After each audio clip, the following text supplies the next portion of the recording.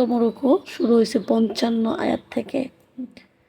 ইদ ক্বাল আল্লাহ, আল্লাহ তাআলা বললেন, ইদ যখন, ক্বাল আল্লাহ যখন আল্লাহ তাআলা বললেন, ইয়া ঈসা, হে ঈসা,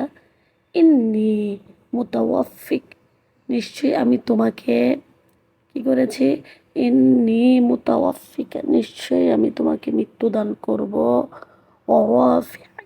ওয়ারাফিউকা, এবং তোমাকে উঠিয়ে নিব, ইলাইয়া আমার কাছে, অমুতাহহিরুকা, এবং তোমাকে পবিত্র করব, তোমাদেরকে কি করব, পবিত্র করব, মিনাল্লাযীনা কাফারু, মিনাল্লাযীনা কাফারু,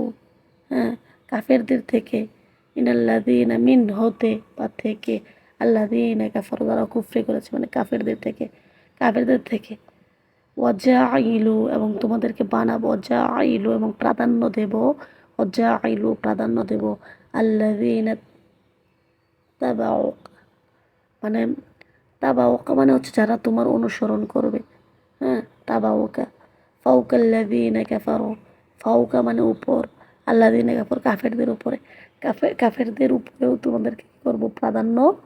পবিত্র করবো, যারা অনুসরণ করবে তাদেরকেও কিয়ামত পর্যন্ত আর কি কাফেরদের উপর কী করবো, প্রাধান্য দিব। এখানে বলতেছে কি, আল্লাযীনা তাবাউকা, যারা অনুসরণ করবে, তোমাদেরকে অনুসরণ করবে, মানে ওই কাফেরদের উপরে তাদেরকেও আমি কি করব, প্রাধান্য দেব,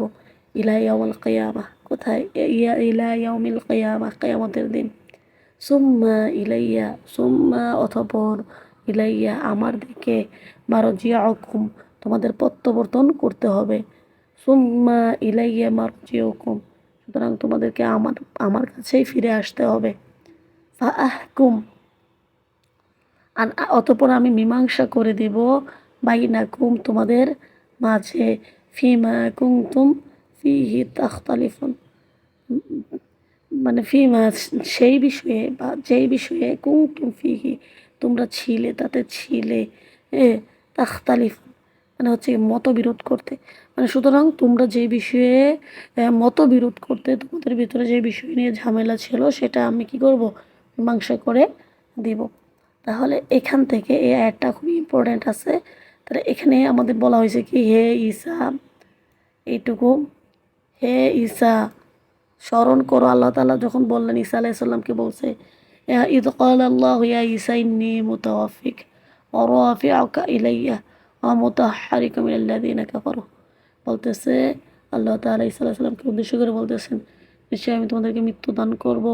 হ্যাঁ তোমাদেরকে আমার নিকটে উঠিয়ে নিয়ে যাব, আর কাফেরদের থেকে তোমাদের পবিত্র করব, আর যারা তোমাদেরকে অনুসরণ করবে তাদেরকেও কিয়ামত পর্যন্ত তাদেরকেও কী করবো, প্রাধান্য দেব, অতঃপর তাদেরকে আমার দিকে প্রত্যাবর্তন করতেই হবে, হ্যাঁ, সুম্মা ইলাইয়া মারজিউকুম ফাআহকুম বাইনাকুম ফীমা কুনতুম ফীহি তাখতালিফুন, অতঃপর তোমরা পরস্পর যে বিষয়ে মতবিরোধ করতে, যে বিষয়ে তোমাদের সমস্যা ছিল সেই বিষয়ে আমি কী করবো, মীমাংসা করে দেব। ঠিক আছে। ফাআম্মাল্লাযীনা কাফারু, অতঃপর যারা কুফরি করেছে, অতঃপর আল্লাযীনা যারা কাফারু কুফরি করেছে, ফাউআযিবুহুম, অচিরেই আমি তাদেরকে আযাব দেব, শাস্তি দেব, ওয়াজিবুন শাস্তি, আযাবান শাদীদান কঠোর শাস্তি, ফিদ দুনিয়া ওয়াল আখিরা, দুনিয়া এবং আখিরাতে, ওমা লাহুম মিন নাসিরিন, আর তাদের কোনো সাহায্যকারী নেই, ওমা লাহুম আর তাদের হবে না, মিন নাসিরিন কোনো সাহায্যকারী, তাদের কোনো সাহায্যকারীও হবে না। ওয়া আম্মাল্লাযীনা আমানু, আর যারা ঈমান আনে, ওয়া আমিলুস সালিহাত এবং সৎকর্ম করে, ফাইউওয়াফিহিম তাহলে তিনি পুরোপুরি দিবেন, আজুরাহুম তাদের প্রতিদান, আল্লাহু লা ইউহিব্বুজ জালিমিন, আল্লাহ